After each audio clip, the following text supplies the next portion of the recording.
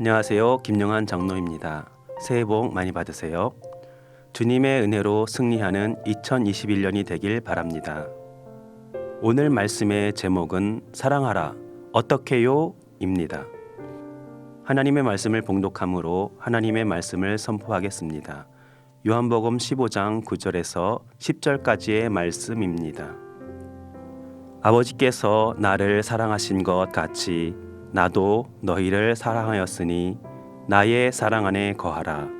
내가 아버지의 계명을 지켜 그의 사랑 안에 거하는 것 같이 너희도 내 계명을 지키면 내 사랑 안에 거하리라.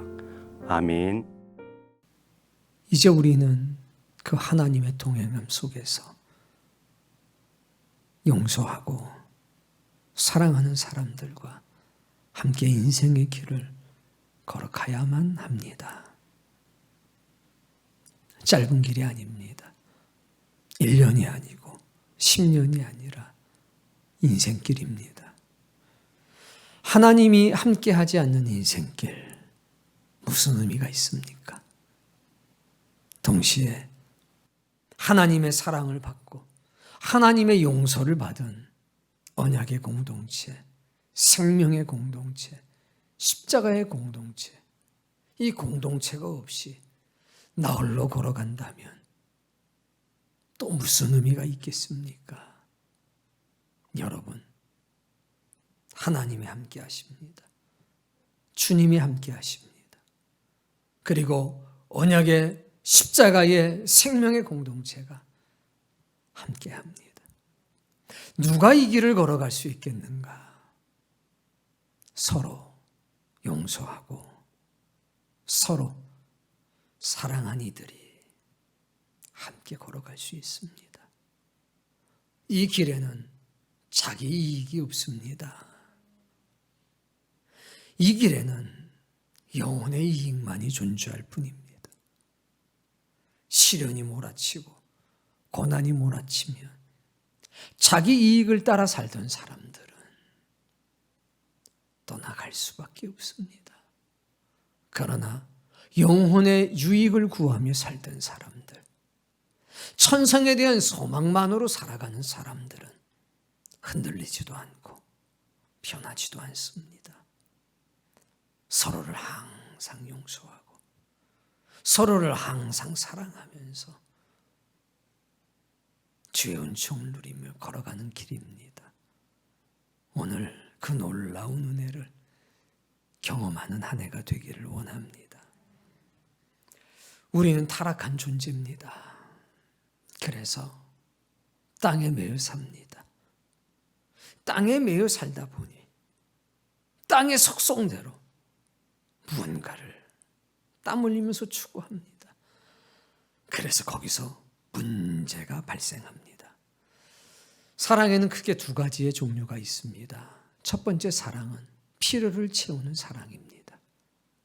두 번째 사랑은 존재 가치를 높여주는 사랑입니다. 세상은 필요를 채우는 사랑에 매여 살아갑니다. 배고파? 여기 먹을 거. 목말라? 여기 마실 거. 추워? 여기 입을 거. 필요를 채우는 사랑입니다. 그것도 필요한데 필요를 채우는 사랑을 가지고는 영생을 얻을 수가 없습니다. 주님께서 우리에게 베푸셨던 사랑은, 하나님께서 우리에게 베푸셨던 사랑은 존재 가치를 높이는 사랑입니다.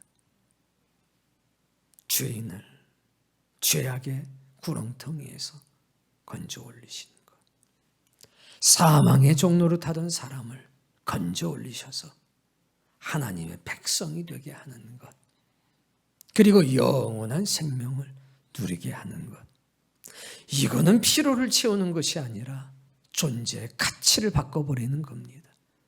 신분을 바꾸는 겁니다. 죄의 종에서 의의 종이 되는 것이요, 사망의 종에서 생명의 종이 되는 것이요, 땅의 아들에서 하나님의 아들이 되는 것 아닙니까? 이것이 존재의 가치를 바꾸는 사랑입니다. 오늘 그 사랑을 누리기를 바랍니다. 서로 사랑해야 함께 인생길을 걸어갈 수 있는 법이요. 서로 용서해야 함께 인생의 길을 걸어갈 수 있는 법입니다. 그런데 우린 항상 이 거룩한 명제 앞에 물음을 갖습니다. 사랑해라. 어떻게 해요? 여러분, 이것이 여러분에게 선한 물음이 돼야 합니다. 우리의 신앙이 저 하늘에 닿기 위해선 맹신자가 되면 안 됩니다. 광신자가 돼서도 안 됩니다. 온전한 지식에 감동받아서 생명의 빛을 불태우는 빛과 소금으로 살아가는 그런 신자가 되셔야 합니다. 그러기 위해서는 항상 선한 물음을 가지셔야 합니다. 사랑해라. 옳습니다. 하나님, 사랑하겠습니다. 그러나 어떻게 사랑해야 하는지 주님 말씀해 주시면 제가 그대로 살아가겠습니다. 이런 선한 물음을 갖기를 바랍니다. 그렇게 살기 위한 물음, 하나님의 도움을 구하고 하나님의 은혜를 구하는 것이야말로 천국 백성의 올바른 태도 아닐까요? 자, 사랑은 기본적으로 하나님께서 우리에게 베푸신 사랑은 기본적으로 존재의 가치를 바꾸는 사랑. 그러나 땅에 사는 사람들은 그 사랑을 잘 모르기 때문에 필요를 채우는 사랑을 하는데 오늘 그것들로부터 자유하기를 바랍니다. 자, 먼저 빌립보서 3장 19절의 말씀을 함께 읽어보겠습니다. 자, 읽읍시다. 그들의 마침은 자, 어떤 사람이 있는데 이들은 결국 멸망, 마지막 순간에 멸망할 수밖에 없다. 누군가? 다음 말씀. 그들은 신은 배요. 그 영광은 그들의 부끄러움에 있고 땅의 일을 생각하는 자라. 결국 멸망으로 마칠 수밖에 없는 사람들은 누구냐면 땅의 일을 생각하며 사는 사람. 즉 땅에 매여서 땅에 속한 곳 가운데서 생존하는 사람이라는 겁니다. 그들의 특징은 한마디로 말하면 배가 신이 된 사람들입니다. 즉 배를 채우기 위해 산다는 겁니다. 가장 원시적인 사랑입니다. 이것이 문제입니다. 이 사랑은 우리를 서서히 죽어가게 하는 사랑에 불과합니다. 생존의 사랑인 겁니다. 생존을 위한 사랑인 겁니다. 그런데 이게 다라고 생각하는 거죠. 여기에 매이면 사람의 생각에, 사람의 사랑에, 타락한 인간 본성을 기초한 생존을 위한 사랑에 매이면 피로를 채우다가 결국 죽음에 이르게 된다는 겁니다. 마태복음 6장에는 주님께서 이렇게 말씀하셨습니다. 6장 31절. 그러므로 염려하여 이르기를 무엇을 먹을까? 무엇을 마실까? 무엇을 입을까? 염려. 피로를 채우는 사랑은 항상 염려 속에 매입니다. 그게 바로 땅의 일을 생각하는 사람들입니다. 생존을 위해 살아가는 사람들입니다. 염려 덩어리가 되는 겁니다. 뭐가? 식, 주. 이 모든 게 염려 덩어리가 돼서 우리의 발목을 땅에 딱 붙잡고 있는 겁니다. 우린 이것으로부터 자유로워져야 합니다. 32절에 하나님이 이렇게 말씀하셨습니다. 이는 다 이방인들이 구하는 것이라. 세상 사람 다 구한다는 겁니다. 하늘 아버지께서 이 모든 것이 우리에게 필요하다는 것을 알고 계신다. 그러니 너희는 먼저 그의 나라와 그의 의를 구하라. 그리하면 이 모든 것들, 생존에 필요한 것들은 너희에게 주실 것이라. 이 사람들은 배가 신이 되지 않는 사람들입니다. 하나님이 신이 된 거죠. 하나님이 인생의 목적이 됐다는 겁니다. 신에게로 돌아가는 것이 삶의 소망이 된 사람들이라는 겁니다. 여러분 그 사람들 되길 바랍니다. 자, 그러면 존재의 가치를 높여주는 그 사랑이 우리에게 어떻게 나타났느냐 해서 이 존재의 가치를 높여주는 사랑을 딱 보니까 그 안에 세 가지 사랑이 있었다는 겁니다. 그 첫 번째는 하나님의 사랑, 두 번째는 하나님을 향한 사랑, 세 번째는 사람을 향한 사랑. 그리고 사람을 향한 사랑 안을 들여다봤더니 이미 십자가와 언약과 생명의 공동체가 된 사람들, 즉 예수 그리스도의 우리 안에 있는 양, 두 번째는 이 우리 밖에 있는, 즉 잃어버린 양들에 대한 사랑이 있다는 겁니다. 그것을 우리 예수님께서 너무 멋지게 말씀하신 게 오늘 본문입니다. 자, 이제 오늘 본문에 보니까 이렇게 되어 있습니다.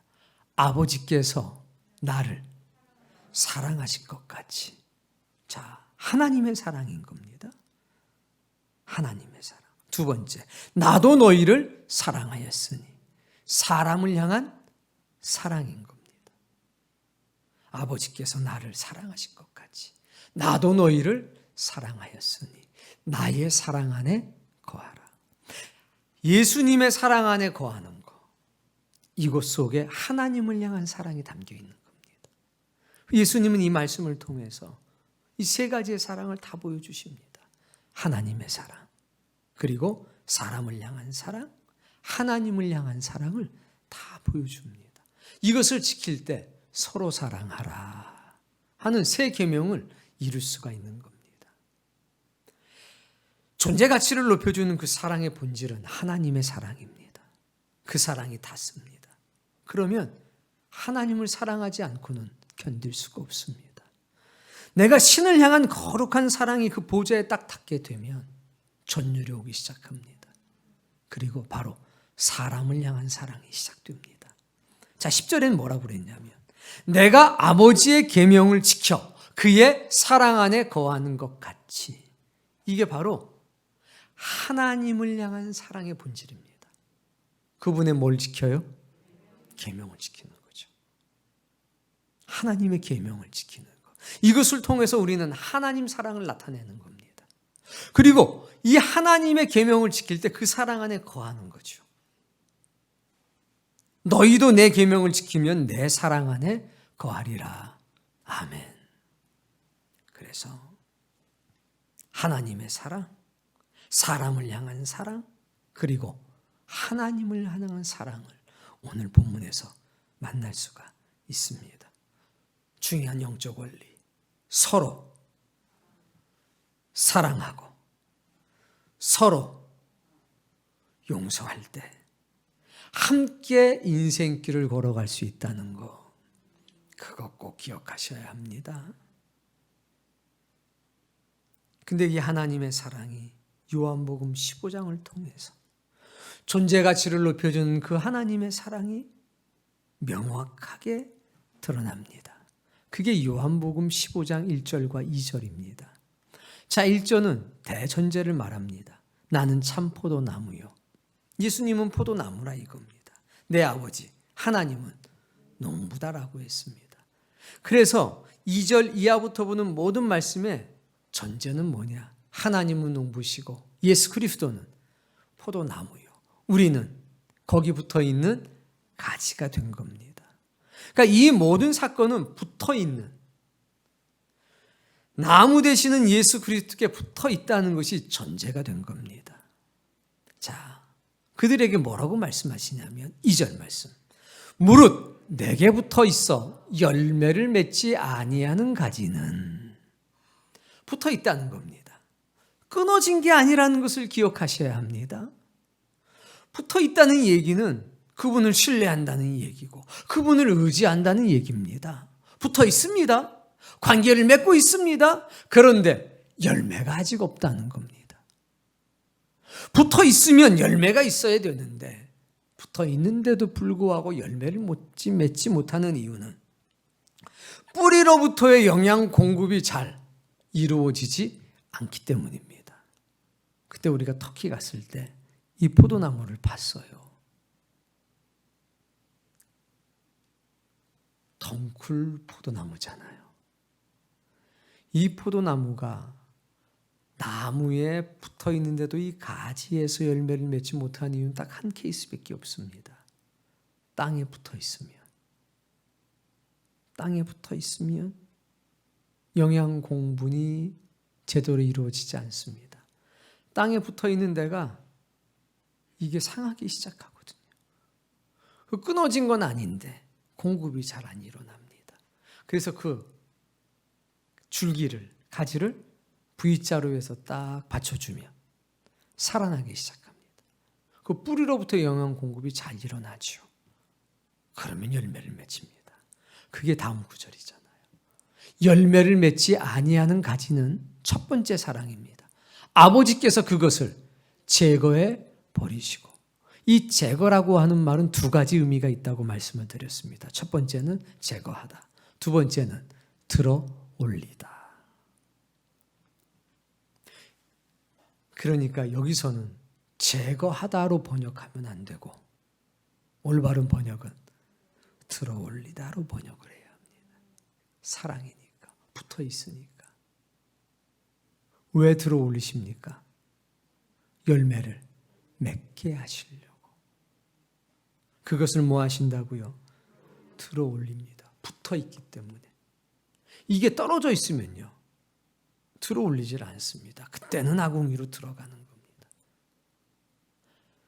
도끼가 나무 뿌리에 놓였으니 열매 맺지 않는 나무마다 찍혀 불에 던지우리라 할 때는, 그때는 우리가 독립된 포도나무 하나하나인 거고, 오늘 요한복음 15장에서는 예수님이 포도나무고 우리는 가지이니까 붙어 있으면, 뭐 하면? 주님께 붙어 있으면 열매 맺지 못하는 이유가 딱 하나인데, 어디에 닿아서? 땅에 닿아서. 그러니까 열매 맺을 수 있도록 뭐 하신다고요? 들어 올리신다. 이게 하나님의 존재 가치를 높이는 사랑이라 이겁니다. 땅에 닿아 있다는 것은 땅의 일을 생각한다는 겁니다. 의식주, 땅의 모든 염려, 땅의 모든 근심, 그러니까 그것으로부터 들어 올려주시는 겁니다. 내가 주님을 신뢰하기는 해도 온전히 신뢰하지 못하는 상황이 된 겁니다. 뭐 하셔요? 들어 올려주신다. 이게 하나님의 사랑입니다. 자, 두 번째 사랑이 어떻게 나타나느냐? 무릇 열매를 맺는 가지는 더 열매를 맺게 하려 하여 그것을 깨끗하게 하시느니라. 근데 여기는 이미 들림 받아서 열매를 맺고 있다. 그러면 됐다. 이게 아니라 너 더 많은 열매를 맺어야 되겠다 해서 열매를 더 많이 맺게 하신다는 겁니다. 여기는 어떻게 하느냐? 정결하게 하십니다. 우리식으로 표현한다면 가지치기 한다는 겁니다.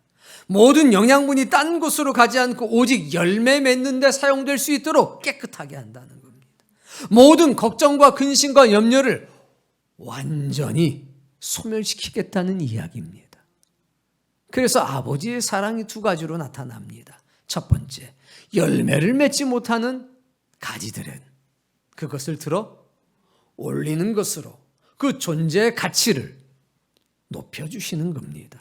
두 번째, 열매를 맺고 있는 사람들은 뭐를 해서? 정결하게 해서 많은 열매를 맺힐 수 있도록, 더 많은 열매를 맺힐 수 있도록 한다는 겁니다. 이것을 통해서 우리의 존재의 가치는 더 빛나게 됩니다. 죄인에서 의인이 된 것으로 만족하셔는 안 됩니다. 감사하셔야지. 그리고 첫 번째, 열매 맺기 위해 노력해야 된다. 두 번째, 열매가 맺혔으면 이제 더 많은 열매를 맺히기 위해서 노력해야 된다. 그것이 하나님의 사랑이니까. 그러니까 하나님의 사랑은 우리를 들어 올리는 것과 우리를 정결하게 하는 것으로 나타납니다. 그것을 우리가 경험하는 겁니다. 이게 가장 잘 나타난 것이 마태복음 13장에 나오는 씨 뿌리는 네 가지의 비유 아닙니까? 첫째는 길가에 뿌려졌고 그랬더니 새가 와서 먹었습니다. 두 번째는 돌밭에 뿌렸습니다. 근데 그냥 떼약볕이 비치자 돌 때문에 뿌리를 깊숙이 못 내려서 아주 흙이 얇아서 말라 죽었다고 합니다. 세 번째는 가시덤 뿔이 나서 자라긴 자라는데 열매를 맺지 못했다고 합니다. 네 번째는 좋은 밭, 옥토에 부러지니까 100배, 60배, 30배 열매를 거둬들였다고 합니다. 근데 제자들이 알아듣지를 못하니까 예수님께서 그 비유를 풀어서 말씀해 주셨습니다. 그게 13장 18절부터 잘 기록이 되어 있습니다. 읽어보세요. 자, 이건 해석을 해 주신 겁니다. 그 앞에는 비유를 말씀해 주셨고 19절 아무나 천국 말씀을 듣고 깨닫지 못할 때는 악한 자가 와서 그 마음에 뿌려진 것을 빼앗나니 곧 길가에 뿌려진 자요. 깨닫지 못한다는 겁니다.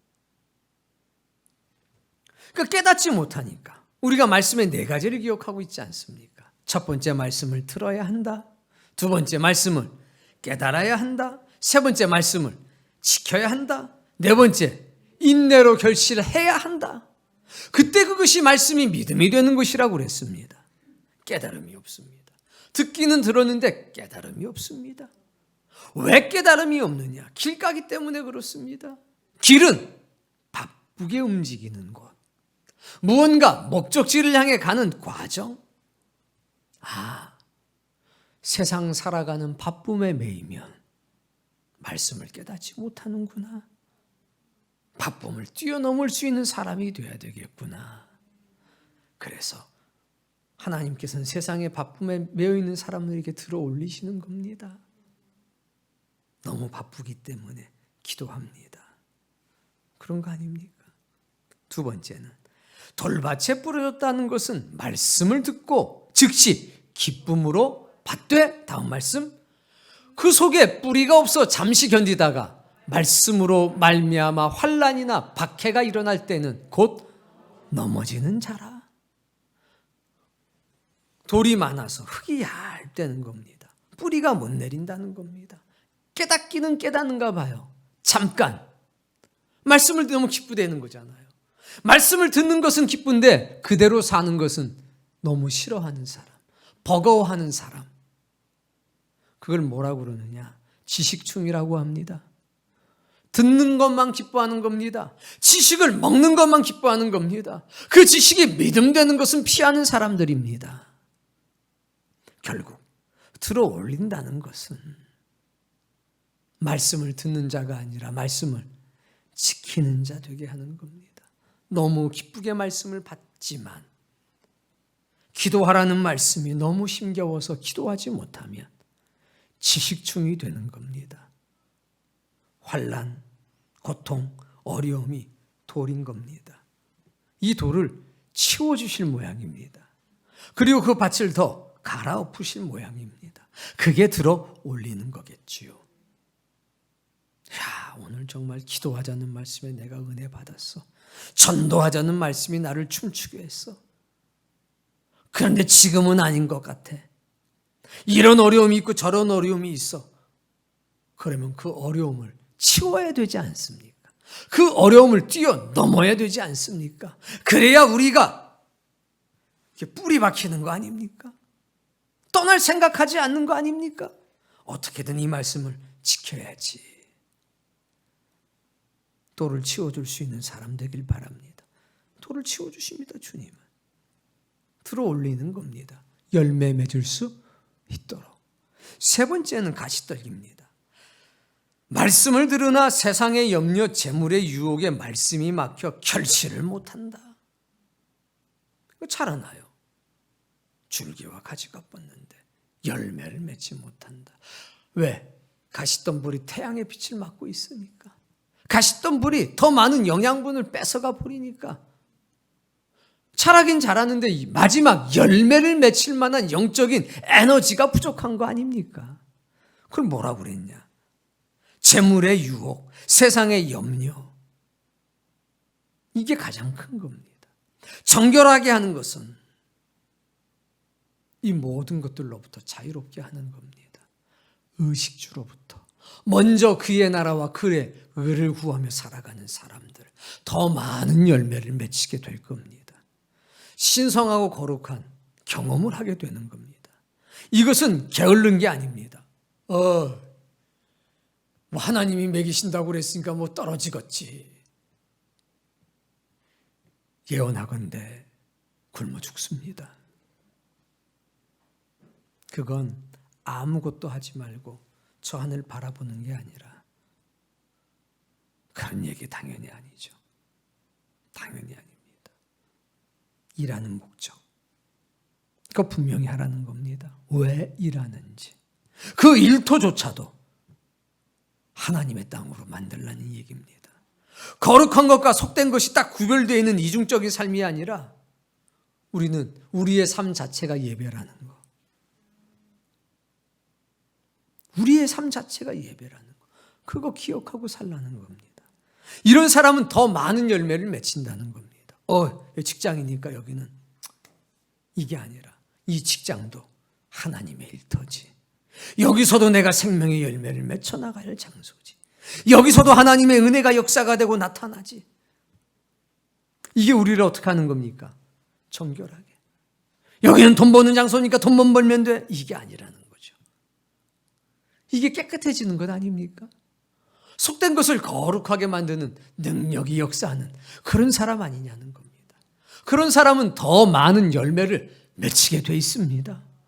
왜? 교회에서만 열매 맺히지 않고 가정에서도 열매를 맺히려고 할 것이고 직장에서도 열매를 맺히려고 할 것이고 모든 관계를 통해서 열매를 맺히려고 들 텐데 그러니까 더 많은 열매를 맺히는 거